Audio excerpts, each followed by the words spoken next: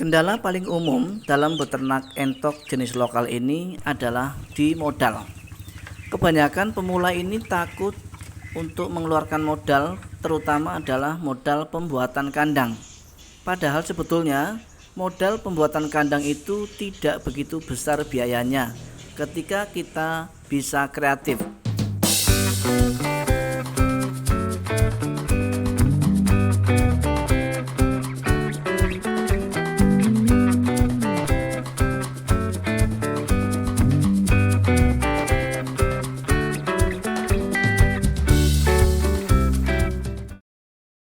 Bismillahirrahmanirrahim. Assalamualaikum warahmatullahi wabarakatuh. Jumpa kembali di channel Rusky Bikatra, salah satu channel yang akan selalu berbagi serta mengupas tuntas tentang ilmu seputar peternakan entok. Namun seperti biasa, sebelum kita lanjut ke videonya, terlebih dahulu saya akan mendoakan buat teman-teman dan sahabat semua yang sudah klik video ini. Mudah-mudahan senantiasa dalam keadaan sehat walafiat, murah rezekinya serta dimudahkan dalam segala urusannya. Amin ya robbal alamin. Dan kami juga tidak bosan-bosan untuk mengingatkan bagi teman-teman yang memang baru menemukan channel ini, silahkan bergabung dengan cara klik tombol subscribe, kemudian lengkapi dengan klik tombol lonceng notifikasinya, agar nantinya teman-teman tidak ketinggalan video-video terbaru dari channel Rusky Bikatra. Teman-teman tidak perlu khawatir karena subscribe itu gratis tanpa biaya. Baik, kita akan belajar bersama. Tentu saja kali ini kita akan membahas mengenai seputar ternak entok kembali.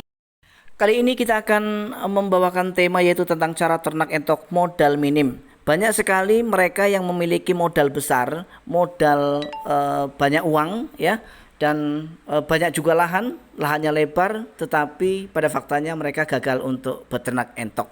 Itu artinya apa? Artinya bahwa peternak entok itu bisa sukses tidak semata-mata karena modal kita yang besar dan lahan kita yang luas, teman-teman.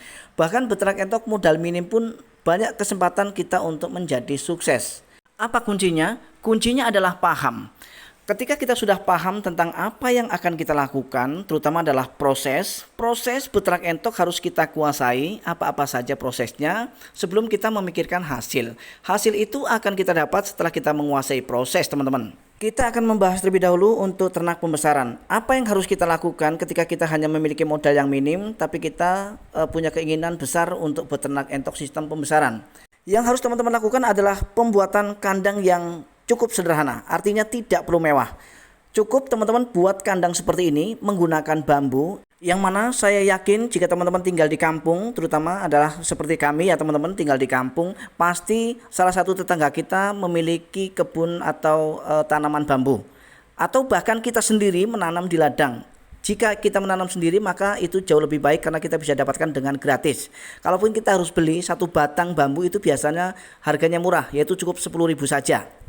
Jika untuk pembuatan kandang DOE seperti ini sampai kepada usia 2 bulan, ini hanya sebagai contoh saja teman-teman. Jadi ini bisa untuk sampai kepada usia 2 bulan. Untuk kemudian di usia 2 bulan nanti DOE ini akan kita turun kandangkan teman-teman ya. Turun kandang dan kita letakkan di kandang tanah. Dan biaya untuk pembuatan kandang seperti ini ketika kita memiliki tanaman bambu sendiri di ladang, maka cukup murah. Kita cukup modal potongan-potongan kayu sedikit untuk kemudian kita beli paku paling 20.000. Jadi modalnya ini tidak sampai 50.000 sudah bisa membuat kandang seperti ini. Ini kalau untuk ternak pembesaran teman-teman. Jadi saya ingatkan, kandang tidak perlu mewah, yang penting hasilnya yang harus mewah teman-teman. Nah kemudian jika untuk pembibitan, untuk ternak pembibitan ketika kita hanya memiliki modal minim, paling tidak kita akan membeli indukan 2 ataupun 3 ekor, kemudian 1 pejantan. Yang paling utama kandang juga tidak perlu mewah seperti ini. Ini kandang bisa semewah ini ketika kita sudah berjalan 2 atau 3 tahun seperti yang saya lakukan ini. Jadi populasi kita sudah banyak. Jadi kalau ternak kita cuma 1 pasang, 1 pejantan, kemudian 3 betina atau 5 betina, itu cukup menggunakan kandang kecil saja sudah cukup. Yang penting kita sediakan petarangan. Namanya kita ternak pembibitan, maka kita harus menyediakan petarangan dan kemudian tempat mandi daripada indukan entok kita. Itu sangat penting. Kenapa kita harus menyediakan tempat untuk mandi pada indukan entok kita? Karena kolam pemandian ini fungsinya ada 2. Yang pertama untuk air minum, yang kedua fungsinya adalah untuk menyetabilkan suhu. Jadi ketika suhunya panas sekali, entok-entok kita mengeram, kemudian pasti indukan akan menurunkan suhunya dengan cara mereka kipu di kolam pemandian yang sudah kita sediakan.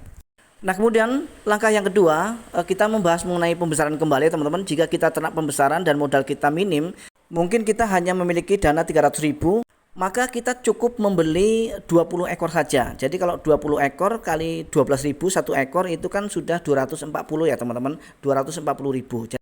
Berarti masih ada sisa uang 60.000. Yang 60.000 itu kita akan belikan peralatan seperti paku untuk pembuatan kandang pembesaran ini. Paling tidak 20.000 ya untuk beli paku, dan sisanya bisa untuk beli pakannya untuk beberapa minggu ke depan, 40.000 itu teman-teman ya. Sedangkan untuk ternak pembibitan, jika modal kita minim, kita cukup membeli 2 ekor indukan, 1 pejantan dengan harga 350.000 itu ya. Jadi yang 200 untuk 2 betina dan kemudian 1 pejantannya 150.000. Berarti modal kita 350.000. Nah, kemudian mengenai bentuk kandangnya tidak perlu menggunakan pagar seng, karena kalau seng kan kita harus beli. Sedangkan jika kita menggunakan pagar dari batang ubi maupun bambu itu tentu saja bisa dengan gratis teman-teman ya. Jadi tanpa biaya.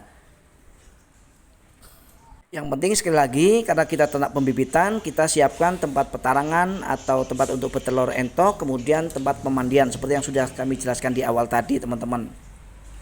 Kemudian soal yang ketiga, yang terakhir adalah dari perihal pakan. Baik ternak pembesaran maupun ternak pembibitan, sebaiknya kita harus kreatif untuk menggunakan pakan-pakan atau sumber pakan dari alternatif ya teman-teman. Yang pertama, tujuannya untuk meminimalisir biaya pakan agar biaya pakan tidak membengkak. Kenapa? Karena ketika kita tinggal di sebuah wilayah yang kaya akan sumber daya alam yang bisa kita manfaatkan untuk pakan ternak entok kita, dan kita tidak memanfaatkannya, maka kita termasuk orang-orang yang atau peternak yang rugi karena tidak bisa kreatif untuk memanfaatkan sumber daya alam yang ada. Dan sebaiknya kita memang harus kreatif menciptakan dan mencari sumber pakan dari alternatif agar kita bisa sukses ternak entok teman-teman. Jika teman-teman belum paham tentang jenis pakan alternatif seperti apa saja sih yang memang bagus untuk pakan ternak entok, teman-teman, di sini ada yang namanya depok pisang yang saya gunakan. Kemudian dedak padi, kemudian enceng gondok, kemudian azola, kemudian mata lele, kemudian ada lagi yang namanya daun belimbing wuluh, daun kelor, dan daun ubi serta kangkung dan bayam.